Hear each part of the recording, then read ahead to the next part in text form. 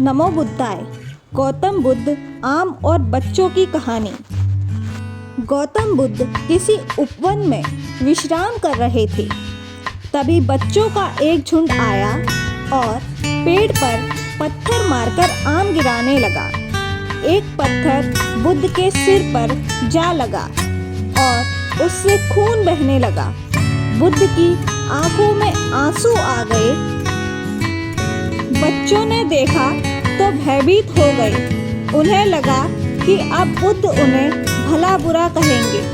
बच्चों ने उनके चरण पकड़ लिए और उनसे क्षमा याचना करने लगे। उनमें से एक बच्चे ने कहा कि हमसे बड़ी भूल हो गई है। मेरी वजह से आपको पत्थर लगा और आपके आंसू आ गए। इस पर बुद्ध ने कहा, बच्चों, मैं इसलिए दुखी हूँ कि तुमने आम के पेड़ पर से पत्थर मारा तो पेड़ ने बदले में तुम्हें मीठे फल दिए, लेकिन मुझे मारने पर मैं तुम्हें सिर्फ भय दे सका। परिश्रम के साथ धैर्य भी। एक बार भगवान गौतम बुद्ध अपने अनुयायियों के साथ किसी गांव में उपदेश देने जा रहे थे। उस गांव में पूर्व ही मार्ग में उन लोगों को जगह जगह बहुत सारे गड्ढे खुदे हुए मिले। बुद्ध बोले, पानी की तलाश में किसी व्यक्ति ने इतने गड्ढे खोदे हैं। यदि वह धैर्य पूर्वक एक ही स्थान पर गड्ढा खोदता तो उसे पानी अवश्य ही मिल जाता। पर वह थोड़ी देर गड्ढा खोदता और पानी ना मिलने पर दूसरा गड्ढा खोदना शुरू कर देता। व्यक्ति को परिश्रम करने के साथ धैर्य भी रखना चाहिए। अमृत की खेती। एक बार भगवान बुद्ध भिक्षा के लिए एक किसान के यहाँ पहुँचे। तथागत को भिक्षा के लिए आया देख किसान उपेक्षा से बोला, श्रमण में हल जोतता हूँ और जब खाता हूँ। तुम्हें भी हल जोतना और बीज बोना चाहिए और तब खाना खाना चाहिए। बुद्ध ने कहा, महाराज, मैं भी खेती करता हूँ। इस पर किसान को जिज्ञासा हुई। बोले, गौतम, मैं न तुम्हारा हल देखता हूँ और न बैल और न ही खेती के स्थल। तब आप कैसे कहते हैं कि आप भी खेती ही करते हैं? आप कृपया अपनी खेती के संबंध में भी समझाएं। बुद्ध ने कहा, महाराज, मेरे पास श्रद्धा का बीज, तपस्या रूपी वर्षा, प्रजा रूपी जोत और हल है। पाप भीरुता का दंड भी है। विचार रूपी रस्सी है। स्मृति और जागरूकता रूपी हल की फाल और पैनी है। मैं वचन और कर्म में संयत रहता हूँ। मैं अपनी इस खेती को बेकार घास से मुक्त रखता हूँ और आनंद की फसल काट लेने तक प्रयत्नशील रहने वाला हूँ। आम्रपाद मेरा बैल है जो बाधाएं देखकर भी पीछे मुंह नहीं मोड़ता है। मुझे सीधा शांति धाम तक ले जाता है। इस प्रकार मैं अमृत की खेती करता हूँ। मृत्यु के उपरांत क्या है? एक बार बुद्ध ने मालुक के पुत्र से पूछा, भगवान, आपने आज तक यह नहीं बताया कि मृत्यु के उपरांत क्या होता है। उसकी बात सुनकर बुद्ध मुस्कुराए। फिर उन्होंने उससे पूछा, पहले मेरी एक बात का जवाब दो। अगर कोई भी व्यक्ति कहीं जा रहा हो और अचानक कहीं से आकर उसके शरीर में एक विषभुजा बाण घुस जाए तो उसे क्या करना चाहिए? पहले शरीर में घुसे बाण को हटाना ठीक रहेगा या फिर देखना कि बाण किधर से आया है और किसे लक्ष्य कर मारा गया है? मालुक के पुत्र ने कहा, पहले तो शरीर में घुसे बाण को तुरंत निकालना चाहिए, अन्यथा विष पूरे शरीर में फैल जाएगा। बुद्ध ने कहा, बिल्कुल ठीक कहा तुमने। अब यह बताओ कि पहले इस जीवन के दुखों के निवारण का उपाय किया जाए या मृत्यु के बाद की बातों के बारे में सोचा जाए। मालुक के पुत्र अब समझ चुका था और उसकी जिज्ञासा शांत हो गई। बुद्ध ने कहा, सबका हित करो। एक दिन एक व्यक्ति बुद्ध के पास पहुंचा।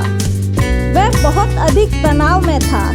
अनेक प्रश्न उसके दिमाग में घूम घूम कर उसे परेशान कर रहे थे, जैसे आत्मा क्या है, आदमी मृत्यु के बाद कहाँ जाता है, सृष्टि का निर्माता कौन है, स्वर्ग नरक की अवधारणा कहाँ तक सच है और ईश्वर है या नहीं। उसे इन प्रश्नों के उत्तर नहीं मिल रहे थे। जब वह बुद्ध के पास पहुंचा तो उसने देखा कि बुद्ध को कई लोग घेर कर बैठे हैं। बुद्ध उन सभी के प्रश्नों व जिज्ञासाओं का समाधान अत्यंत सहज भाव से कर रहे हैं। काफी देर तक यह क्रम चलता रहा, किंतु बुद्ध धैर्यपूर्वक हर एक को संतुष्ट करते रहे। बेचारा व्यक्ति वहाँ का हाल देखकर परेशान हो गया। उसने सोचा कि इन्हें दुनियादारी के मामलों में पड़ने से क्या लाभ, अपना भगवत भजन करें और बुनियादी समस्याओं से ग्रस्त इन लोगों को भगाएं। किंतु बुद्ध का व्यवहार देखकर तो ऐसा लग रहा था मानो इन लोगों का दुख उनका अपना दुख है। आखिर उस व्यक्ति ने पूछ ही लिया, महाराज, आपको इन संसारिक बातों से क्या लेना देना है?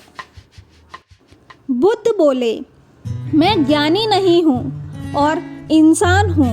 वैसे भी वह ज्ञान किस काम का जो इतना घमंडी और आत्म केंद्रित हो कि अपने आंतरिक दूसरों की चिंता ही ना कर सके।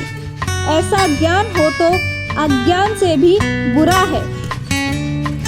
बुद्ध की बातें सुनकर व्यक्ति की उलझन दूर हो गई। उस दिन से उसकी सोच व आचरण दोनों बदल गए। कथा का सार यह है कि ज्ञान तभी सार्थक होता है जब वह लोक कल्याण में संलग्न हो। बुद्ध ने युवक को सत्संग का महत्व समझाया। महात्मा बुद्ध एक गांव में ठहरे हुए थे। वे प्रतिदिन शाम को वहां पर सत्संग करते थे। भक्तों की भीड़ होती थी, क्योंकि उनके प्रवचनों से जो जीवन को सही दिशा बोध प्राप्त होता था। बुद्ध की वाणी में गजब का जादू था।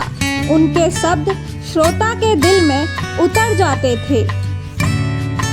एक युवक प्रतिदिन बुद्ध का प्रवचन सुनता था। एक दिन जब प्रवचन समाप्त हो गए तो वह बुद्ध के पास गया और बोला, महाराज, मैं काफी दिनों से आपके प्रवचन सुन रहा हूँ, किंतु यहाँ से जाने के बाद मैं अपने ग्रस्त जीवन में वैसा सदाचार नहीं कर पाता जैसा यहाँ से सुनकर जाता हूँ। इससे सत्संग के महत्व पर शंका भी होने लगती है। बताइए मैं क्या करूँ? बुद्ध ने युवक को बांस की एक टोकरी देते हुए उसमें पानी भरकर लाने के लिए कहा। युवक टोकरी में जल भरने में असफल रहा। बुद्ध ने यह कार्य निरंतर जारी रखने के लिए कहा। युवक प्रतिदिन टोकरी में जल भरने का प्रयास करता, किंतु सफल नहीं हो पाता। कुछ दिनों बाद बुद्ध ने उससे पूछा, इतने दिनों से टोकरी में लगातार जल डालने से क्या टोकरी में कोई फर्क नजर आया? युवक बोला, एक फर्क जरूर नजर आया। पहले टोकरी के साथ मिट्टी जमा होती थी, अब वह साफ दिखाई देती है। कोई गंदगी नहीं दिखाई देती और इसके छेद पहले जितने बड़े नहीं रह गए हैं, वे बहुत छोटे हो गए हैं। तब बुद्ध ने उसे समझाया, यदि इसी तरह से उसे पानी में निरंतर डालते रहोगे तो कुछ ही दिनों में यह छेद फूलकर बंद हो जाएंगे और टोकरी पानी में भर पाओगे। इसी प्रकार जो निरंतर सत्संग करते हैं उनका मन एक दिन अवश्य निर्मल हो जाता है। अवगुणों के छिद्र भरने लगते हैं और गुणों का जल भी भरने लगता है। युवक ने बुद्ध से अपनी समस्याओं का समाधान पा लिया। निरंतर सत्संग से दुर्जन भी सज्जन हो जाते हैं, क्योंकि महापुरुषों की पवित्र वाणी उनके मानसिक विकारों को दूर कर उनमें सद्विचारों का आलोक प्रसारित कर देती है।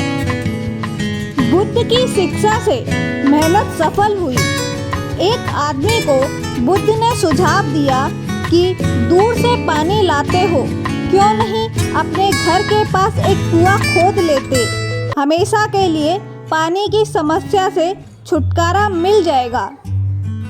सलाह मानकर उस आदमी ने कुआं खोदना शुरू किया, लेकिन 7-8 फीट खोदने के बाद उसे पानी तो क्या गीली मिट्टी का भी चिन्ह नहीं मिला। उसने वह जगह छोड़कर दूसरी जगह खुदाई शुरू की, लेकिन 10 फीट खोदने के बाद भी उसमें पानी नहीं निकला। फिर उसने तीसरी जगह कुआं खोदना शुरू किया, लेकिन यहाँ भी उसे निराशा ही हाथ लगी। इस क्रम में उसने 8-10 फीट के 10 कुएं खोद डाले, लेकिन पानी कहीं नहीं मिला। वह निराश होकर बुद्ध के पास गया। उसने बुद्ध को बताया कि मैंने 10 कुएं खोद डाले, मगर पानी एक में भी नहीं निकला। बुद्ध को आश्चर्य हुआ। वे स्वयं चलकर उस स्थान पर आए जहां उसने 10 गड्ढे खोदे हुए थे। बुद्ध ने उन गड्ढों की गहराई देखी और सारा माजरा समझ गए। फिर वे बोले, 10 कुएं खोदने की बजाय एक कुएं में ही तुम अपना सारा परिश्रम लगा देते तो पानी कब का मिल गया होता। तुम सब गड्ढों को बंद कर दो, केवल एक को गहरा करते जाओ, पानी निकल आएगा। उसने बुद्ध की बात मानकर ऐसा ही किया। परिणाम स्वरूप कुएं पूर्ण होते ही पानी निकल आया। सबने भगवान बुद्ध की जय जयकार की। बुद्ध के ज्ञान से सेठ ने पाया सुख। धन्ना सेठ के पास 7 पुश्तों के पालन पोषण जितना धन था। उसका व्यापार चारों तरफ फैला हुआ था, किंतु फिर भी उसका मन अशांत रहता था। कभी धन की सुरक्षा की चिंता, तो कभी व्यापारिक प्रतिस्पर्धाओं में आगे निकलने का तनाव। चिंता और तनाव के कारण वह अस्वस्थ रहने लगा। उसके मित्र ने उसकी गहरी दशा देखी तो उसे बुद्ध के पास जाने की सलाह दी। सेठ बुद्ध के पास पहुंचा और अपनी समस्या बताई। बुद्ध ने उसे सांत्वना देते हुए कहा, तुम घबराओ मत, तुम्हारा कष्ट अवश्य दूर होगा। बस तुम यहाँ कुछ दिन रहकर ध्यान किया करो। बुद्ध के कहे अनुसार सेठ ने रोज ध्यान करना शुरू कर दिया, किंतु सेठ का मन ध्यान में नहीं लगा। वह जैसे ही ध्यान करने बैठता, उसका मन फिर अपनी दुनिया में चला जाता। उसने बुद्ध को यह बात बताई, किंतु बुद्ध ने कुछ उपाय नहीं बताया। थोड़ी देर बाद जब सेठ बुद्ध के साथ वन में सायंकालीन भ्रमण कर रहा था, तो उसके पैर में एक कांटा चुभ गया। वह दर्द के मारे करहाने लगा। बुद्ध ने कहा, बेहतर होगा कि तुम ही कड़ाकर कांटे को निकाल लो, तब इस दर्द से मुक्ति मिल जाएगी। सेठ ने मन कड़ाकर कांटा निकाल दिया, उसे चैन मिल गया। तब बुद्ध ने उसे समझाया, ऐसा ही लोभ, मोह, क्रोध, घमंड व दोष के कांटे तुम्हारे मन में गड़े हैं। जब तक अपने मन की संकल्प शक्ति से उन्हें नहीं निकालोगे, अशांत ही रहोगे। सेठ का अज्ञान बुद्ध के इन शब्दों से दूर हो गया और उसने निर्मल हृदय की राह पकड़ ली। अपनी कुप्रवृत्तियों से मुक्ति के लिए संकल्पबद्धता अनिवार्य है। जब तक व्यक्ति दृढ़ निश्चय न कर ले, वह अपनी गलत आदतों से मुक्त नहीं हो सकता। बुद्ध की शिक्षा से गांव का उद्धार हुआ। एक युवक ने बुद्ध से आकर कहा, मेरा गांव अशिक्षित है। मैं अपने परिवार से झगड़कर थोड़ा बहुत पढ़ पाया हूँ। आगे और पढ़ना चाहता हूँ, किंतु सभी रोक रहे हैं। घर के लोग सोचते हैं कि खेती में खूब पैसा है और उसके लिए किसी शिक्षा की आवश्यकता नहीं है। यही सोच गांव वालों की भी है। कृपया आप मेरे गांव चलकर वहां शिक्षा का प्रसार करवाइए। बुद्ध युवक की बात मानकर गांव आ गए। धर्मभीरू ग्रामीणों ने बुद्ध का सत्कार किया और रोज उनके प्रवचन सुनने आने लगे। बुद्ध जब भी शिक्षा का महत्व बताते, ग्रामीण विरोधी मत रखते। एक दिन एक महिला अपने 5 साल के बच्चे के लिए पूछने लगी कि उसे किस उम्र में शिक्षा दिलवाए। तब बुद्ध ने समझाया कि तुम्हें तो 5 वर्ष पूर्व ही उसकी शिक्षा शुरू कर देनी थी। उसे क्या खाना है, क्या नहीं, कैसे व क्या बोलना है आदि बातें शुरू से सिखाओगी, तभी तो वह अपना उचित ख्याल रख सकेगा। बुद्ध की यह बात महिला सहित सभी ग्रामीणों को समझ में आ गई। उन्होंने अपने बच्चों को विद्यालय भेजना शुरू किया। यह समय वर्षा का था। युवक ने लोगों को जल संग्रहण की तकनीक बताई। अधिकांश ने उपहास किया, किंतु युवक अपना काम करता रहा। बुद्ध का सहयोग प्राप्त था, इसलिए किसी ने उसका खुलकर विरोध नहीं किया। जब गर्मी में भीषण जल संकट के कारण फसलें सूखने लगी, तो युवक ने कुएं खुदवाए, जिनमें जल संग्रहण की तकनीक के कारण खूब पानी निकला। ग्रामीण अब शिक्षा का महत्व समझ चुके थे। धीरे धीरे संपूर्ण गांव शिक्षित हो गया। ज्ञान हर उम्र में अर्जित किया जा सकता है। यही ज्ञान हमें जीवन में आने वाली समस्याओं के समाधान की राह सुझाता है। तो दोस्तों, गौतम बुद्ध द्वारा बताई गई इन कहानियों को सुनकर आपको कैसा लगा? अगर आपको भी इन कहानियों से कुछ भी सीखने को मिला हो, तो कृपया इसे अपने मित्रों के साथ अवश्य साझा करें और साथ ही इस चैनल को लाइक, शेयर और सब्सक्राइब करना ना भूलें। धन्यवाद।